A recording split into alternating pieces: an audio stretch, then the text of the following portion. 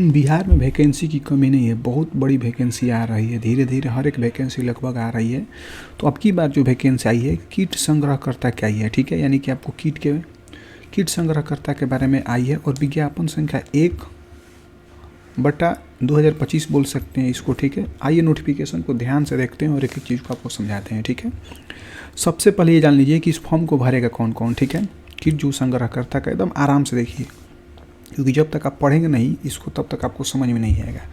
तो यहाँ पर दिया है कि जो भारत के नागरिक हो, यानी कि ऑल ओवर इंडिया के लोग इस फॉर्म को भर सकते हैं। इस चीज़ को ध्यान देंगे कि पूरे भारत के लोग इस फॉर्म को भर सकते हैं। और ये जो वेबसाइट दिया गया है, इस वेबसाइट पर जाकर आपको लॉगिन करना है, मतलब इस फॉर्म को अप्लाई करना है।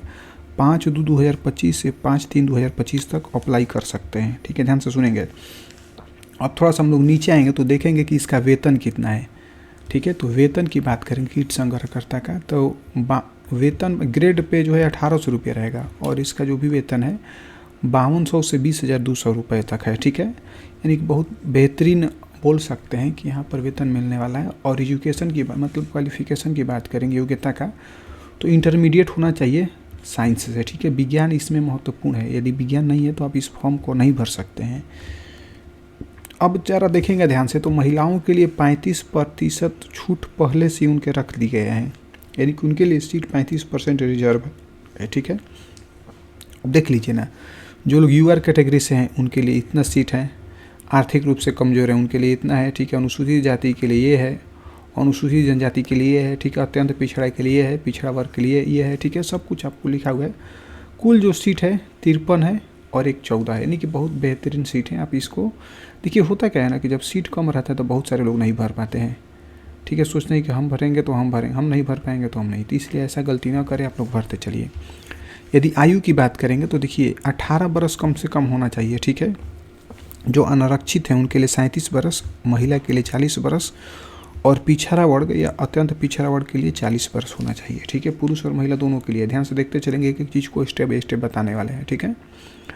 अब देखिए यहाँ पर जो लोग दिव्यांग हैं उनके लिए 10 वर्ष की छूट मिलती है, तो वो मिलेगा उनके लिए।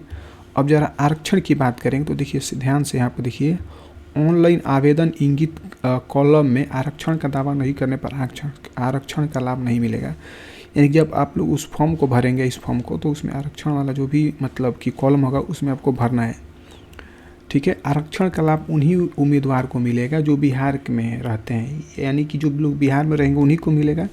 जो लोग बिहार से आते हैं वे लोग यूआर कैटेगरी में आते हैं, इसलिए उनको नहीं मिलेगा, ठीक है। और थोड़ा और देखिए, अनुसूचित जनजाति के लिए निम्नलिखित प्रमाण पत्र चाहिए, यानी कि जाति चाहिए, निवास चाहिए, सब चाहिए। क्रीमी लेयर जो है बिहार का ही होना चाहिए तभी तो मिलेगा, ये सब चीज़ है।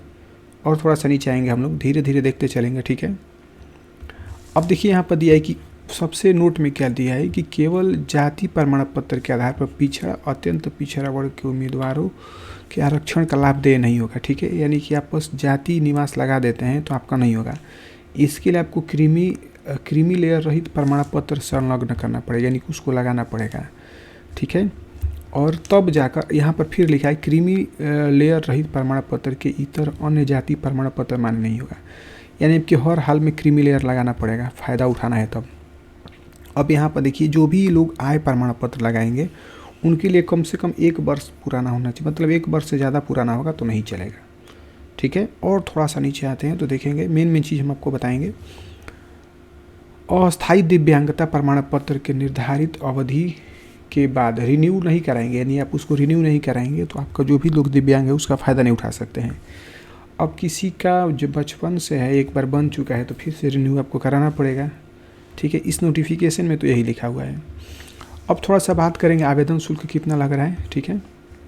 तो सामान्य वर्ग है, पिछड़ा वर्ग है, अत्यंत पिछड़ा वर्ग है, सबके लिए कितना रुपये लग रहा है, 600 रुपया, ठीक है। बिहार के जो अस्थायी निवासी है, माना अनुसूचित जाति अनुसूचित जनजाति के लिए 150 रुपये लग रहा है। और जो लोग महिला हैं, ठीक है, महिला के लिए 150 रुपया। लेकिन बिहार के जो बाहर के लोग हैं उनके लिए कितना रुपया लग रहा है, 600 रुपया, ठीक है। आगे बढ़ते हैं, ठीक है, यहाँ पर कुछ नहीं है। अब थोड़ा सा और नीचे आएंगे तो देखिए, इसमें चयन की प्रक्रिया क्या क्या होने वाली, कैसे कैसे आपको मतलब नौकरी लगेगा उसके बारे में बता रहा है कि कीट संचारण पदों पर नियुक्ति के लिए इंटरमीडिएट विज्ञान, यानी कि आपको विज्ञान पूछा जाएगा, कैसे कैसे एग्जाम होगा, आपको साइंस का नॉलेज होना चाहिए, ठीक है। स्तरीय प्रतियोगिता परीक्षा के आधार पर होगी, यानी कि आपका एग्ज़ाम होगा। और थोड़ा और ध्यान से देखेंगे तो जीव विज्ञान आपको होना चाहिए, यानी कि फिजिक्स केमिस्ट्री बायोलॉजी होना चाहिए। और मतलब ये बोल रहा है कि क्या क्या आपको होना चाहिए उसमें, तब इस फॉर्म को भर सकते हैं, ठीक है। फिजिक्स केमिस्ट्री मैथ रहेगा तभी भर सकते हैं, यानी कि आप चाहे फिजिक्स केमिस्ट्री बायो लिए हैं या फिजिक्स केमिस्ट्री मैथ लिए हैं तभी भी इस फॉर्म को भर सकते हैं, ठीक है।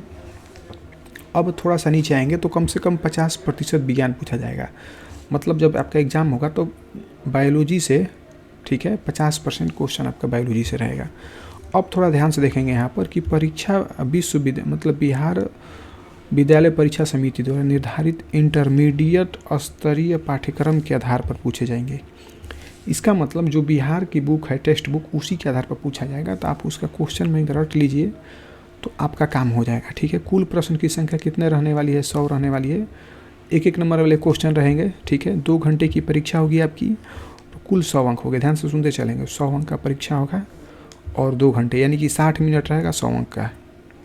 अब थोड़ा देखिए फिर से यहाँ पर लिखा है कि 50% जीव विज्ञान से संबंधित रहेंगे।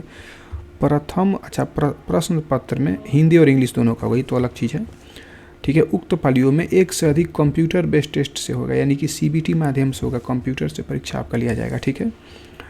और यहाँ पर लिखा है कि देखिए नॉर्मलाइजेशन भी आपको किया जा सकता है, ठीक है। नॉर्मलाइजेशन किया जाएगा, इस चीज़ को याद रखेंगे। और सबसे बड़ी चीज़ क्या है कि गलत उत्तर के लिए निगेटिव मार्किंग भी आपका रहेगा, इस चीज़ को भी ध्यान देंगे कि निगेटिव मार्किंग रहेगा। एक गलत उत्तर के लिए 0.25 नंबर काटा जाएगा, ठीक है। और थोड़ा सा नीचे आते हैं हम लोग, अब नोटिफिकेशन लगभग ख़त्म ही हो चुका है। थोड़ा सा और देख लीजिए यहाँ पर क्या क्या डॉक्यूमेंट चाहिए आपको। तो यहाँ पर दिया है कि मैट्रिकुलेशन का अंक पत्र और मूल प्रमाण पत्र होना चाहिए।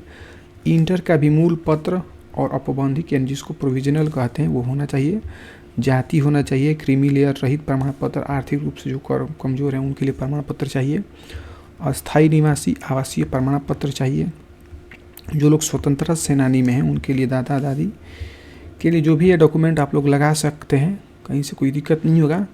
सबसे चीज़ ये देखिए कि यहाँ पर सबसे बेहतरीन चीज़ क्या दिया हुआ है कि आवेदक द्वारा ऑनलाइन आवेदन में सभी प्रविष्टियाँ सावधानी से भरी जाएगी, यानी खूब आराम से फॉर्म को भरना है, जल्दीबाजी नहीं करना है। देखिए यहाँ पर देखिए किसी प्रकार का परिवर्तन सुधारे माने नहीं होगा, यानी एक बार आपका फॉर्म भरने में गलती हो गया तो आप उस फॉर्म को नहीं सुधार सकते हैं। ये बहुत बड़ी गलत चीज़ दिया है, इसको ध्यान देना चाहिए सरकार को। यानी कि आप बहुत अच्छे से फॉर्म को भरेंगे, किसी प्रकार की गलती नहीं करेंगे। यदि किसी प्रकार की त्रुटि होती है तो उत्तरदायी नहीं होगा, मतलब जो भी है वो उत्तरदायी नहीं होगा, आयोग उत्तरदायी नहीं होगा, ठीक है। यानी कि ऑनलाइन में सुधार हेतु आवेदन पर विचार नहीं किया जाएगा। यानी कुल मिलाकर बात ये कि आपका एक बार गलत हो गया तो आपका गलत हो गया, आप इस वैकेंसी से बाहर हो जाएंगे, ठीक है। तो इसीलिए आप कोशिश करेंगे कि जो भी फॉर्म है लोग भरेंगे उसको खूब आराम से भरेंगे, बैठ कर भरेंगे, कि 1 घंटा लगाएंगे, आधा घंटा लगाएंगे, खूब आराम से देख कर भरेंगे, ठीक है। तो यहाँ से नोटिफिकेशन ख़त्म होता है और प्रभावी सचिव यहाँ पर ये नोटिफिकेशन आउट किए हैं। इसके बारे में फिर अपडेट आएगा तो हम ज़रूर आपको बताएंगे। तब तक बने रहिए, थैंक यू।